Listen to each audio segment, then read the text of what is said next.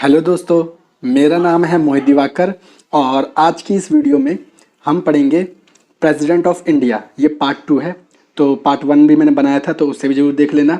इस वीडियो में हम पढ़ेंगे प्रेसिडेंट ऑफिस के टर्म के बारे में, प्रेसिडेंट के इम्पीचमेंट के बारे में और वैकेंसी किस किस वजह से हो सकती है प्रेसिडेंट ऑफिस में, उसके बारे में। और स्टार्ट करने से पहले जिसने अभी तक चैनल को सब्सक्राइब नहीं किया वो चैनल को सब्सक्राइब कर लेना। और अगर आपको इस वीडियो के नोट्स चाहिए तो आप इस टेलीग्राम चैनल को ज्वाइन कर सकते हो।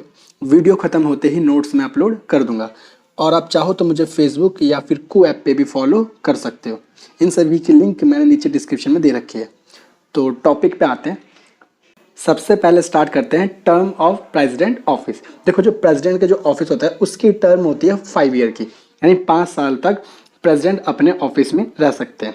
और 5 साल का कार्यकाल उसी दिन से स्टार्ट हो जाएगा जिस दिन वो अपने ऑफिस के अंदर एंटर हुए थे।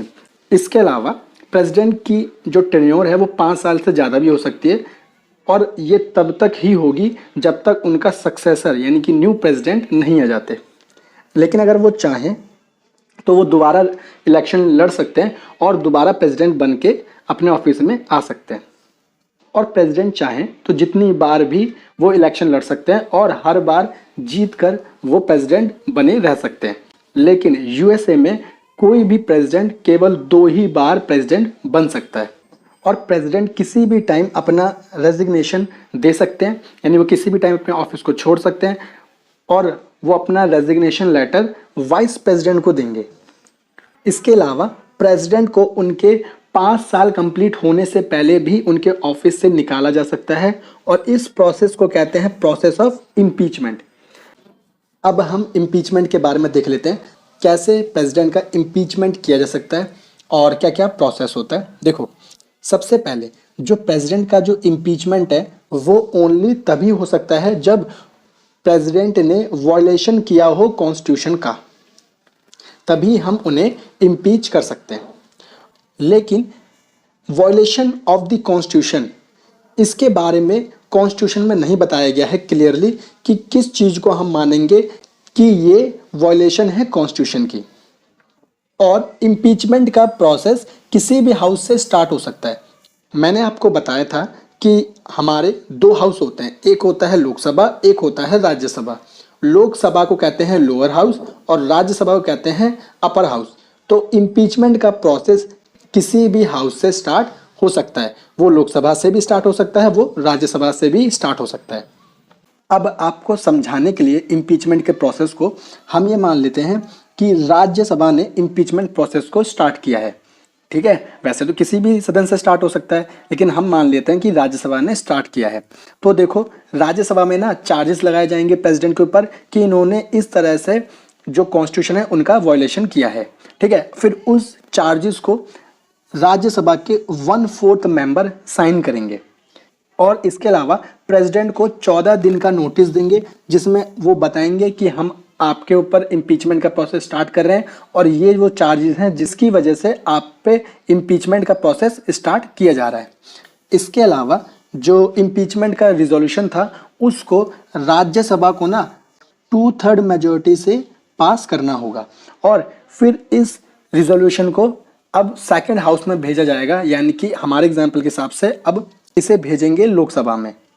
और लोकसभा फिर इन चार्जेस को इन्वेस्टिगेट करेगा कि जो चार्जेस राज्यसभा ने लगाए हैं प्रेसिडेंट के ऊपर वो सही हैं या नहीं। और इसके अलावा प्रेसिडेंट के पास ये राइट है कि वो इस तरह की इन्वेस्टिगेशन में अपने आप को रिप्रेजेंट कर सकते हैं।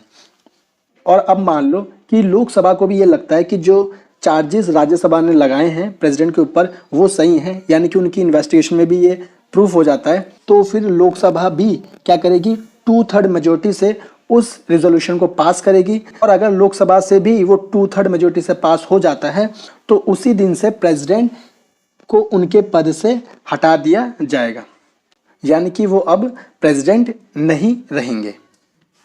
अच्छा, अब ये भी जान लो कि प्रेसिडेंट के इम्पीचमेंट में कौन कौन पार्टिसिपेट कर सकता है। तो बहुत सिंपल है, दोनों सदन यानी कि लोकसभा और राज्यसभा, उन दोनों के इलेक्टेड मेंबर और नॉमिनेटेड मेंबर पार्टिसिपेट कर सकते हैं। इसका मतलब हुआ कि सिर्फ और सिर्फ लोकसभा और राज्यसभा के मेंबर ही पार्टिसिपेट कर सकते हैं और कोई नहीं कर सकता। और हाँ, आज तक इंडिया में किसी भी राष्ट्रपति को इम्पीच्ड करके नहीं हटाया गया है। अब हम आ जाते हैं vacancy in the president office, यानी किस किस वजह से जो प्रेसिडेंट का ऑफिस है वो खाली हो सकता है या खाली रह सकता है। सबसे पहला, या तो उनका टेन्योर खत्म हो गया हो, यानी कि उनके 5 साल खत्म हो गए हो। दूसरा, उन्होंने रेजिग्नेशन दे दिया हो अपने कार्यकाल समाप्त होने से पहले। तीसरा, या तो उनका इम्पीचमेंट कर दिया गया हो या तो उनकी डेथ हो गई हो। इसके अलावा सुप्रीम कोर्ट प्रेसिडेंट के इलेक्शन को वॉइड डिक्लेयर कर दे तो भी प्रेसिडेंट को डिस्क्वालीफाइड कर दिया जाएगा और उन्हें प्रेसिडेंट ऑफिस खाली करना पड़ेगा। तो ये थी वैकेंसी किस वजह से हो सकती है प्रेसिडेंट ऑफिस में। और अगर प्रेसिडेंट का जो टर्म है वो एक्सपायर होने वाला है, यानी कि उनके 5 साल कंप्लीट होने वाले हैं, तो इस सिचुएशन में 5 साल कंप्लीट होने से पहले ही न्यू प्रेसिडेंट के लिए इलेक्शन करवा लिए जाएंगे। और मान लो कि इलेक्शन में किसी वजह से देरी हो जा रही है, तो जब तक वो न्यू इलेक्शन नहीं हो रहा तब तक जो पुराने वाले प्रेसिडेंट थे वही प्रेसिडेंट बने रहेंगे न्यू इलेक्शन होने तक। डिले की सिचुएशन में वाइस प्रेसिडेंट को यह अपॉर्चुनिटी नहीं मिल पाती कि वो एज अ एक्टिंग प्रेसिडेंट काम कर सकें। और अगर ऑफिस खाली हुआ है क्योंकि प्रेसिडेंट ने रिजाइन कर दिया या उन्हें रिमूव कर दिया गया या उनकी डेथ हो गई या किसी और रीजन से, तो इस सिचुएशन में विद इन 6 मंथ के अंदर न्यू इलेक्शन करवा लिया जाएगा। और ये 6 महीने की डेट उसी दिन से स्टार्ट हो जाएगी जिस दिन पुराने वाले प्रेसिडेंट ने या तो अपना रिजाइन दिया है या रिमूव हुए हैं या उनकी डेथ हो गई है। तो उस दिन से 6 महीने के अंदर न्यू इलेक्शन करवाना कंपलसरी है। और फिर जो न्यू प्रेसिडेंट बनेंगे उन्हें पूरे 5 साल दिए जाएंगे यानी वो 5 साल के लिए प्रेसिडेंट बनेंगे। ऐसा नहीं है कि मान लो पुराने वाले जो प्रेसिडेंट थे उन्होंने 3 साल अपना काम किया और फिर उन्होंने रिजाइन कर दिया, तो अब जो नेक्स्ट न्यू वाले प्रेसिडेंट बन रहे हैं उन्हें सिर्फ 2 साल मिलेंगे, उन्हें 2 साल नहीं मिलेंगे, उन्हें भी पूरे 5 साल मिलेंगे। ठीक है। इसके अलावा जो वैकेंसी हुई थी वो हुई थी रिजाइन, रिमूवल, डेथ की वजह से।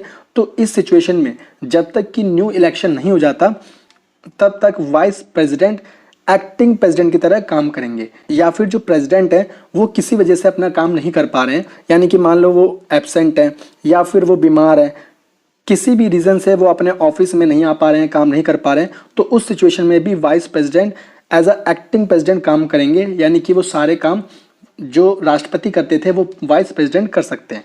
कब तक? जब तक कि दोबारा प्रेसिडेंट अपना काम स्टार्ट नहीं कर देते। और मान लो कि उस समय वाइस प्रेसिडेंट अवेलेबल नहीं है, तो फिर जो चीफ जस्टिस ऑफ इंडिया होते हैं वो एज अ एक्टिंग प्रेसिडेंट काम करेंगे। और मान लो कि चीफ जस्टिस ऑफ इंडिया भी अवेलेबल नहीं है, तो सुप्रीम कोर्ट के जो सबसे सीनियर मोस्ट जज होंगे वो एज अ एक्टिंग प्रेसिडेंट काम करेंगे और सारे फंक्शन जो प्रेसिडेंट करते हैं, जो उनके काम होते हैं, वो सब के सब काम फिर ये करेंगे। और इस दौरान जब तक वाइस प्रेसिडेंट या फिर चीफ जस्टिस ऑफ इंडिया या फिर सीनियर मोस्ट जज ऑफ सुप्रीम कोर्ट प्रेसिडेंट की तरह काम कर रहे हैं, प्रेसिडेंट की सारी ड्यूटी निभा रहे हैं, तो जो फैसिलिटी प्रेसिडेंट को कॉन्स्टिट्यूशन में मिली है, जैसे कि उनकी पावर, जो उन्हें इम्यूनिटी मिली है, जो उन्हें अलाउंसेस मिले हैं, जो उन्हें बेनिफिट्स मिले हैं, ठीक है, वो सारे के सारे बेनिफिट, प्रिविलेजेस, सारी इम्यूनिटी इन लोगों को भी मिलेगी। यानी कि अगर वाइस प्रेसिडेंट काम कर रहे हैं एज अ एक्टिंग प्रेसिडेंट तो उन्हें ये सारी बेनिफिट मिलेंगे। अगर chief justice of India acting president की तरह काम कर रहे हैं तो उन्हें ये सारे बेनिफिट्स मिलेंगे। और अगर सीनियर मोस्ट जज of Supreme Court as a acting president काम कर रहे हैं तो उन्हें ये सारे फैसिलिटी और इम्यूनिटी मिलेगी।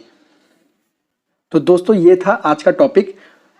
उम्मीद करता हूँ कि आपको वीडियो पसंद आई होगी, और वीडियो अगर आपको पसंद आई है तो वीडियो को लाइक करना, शेयर करना और चैनल को सब्सक्राइब करे बिना मत जाना। अब मिलते हैं दोस्तों अपनी नेक्स्ट वीडियो में, तब तक के लिए थैंक यू।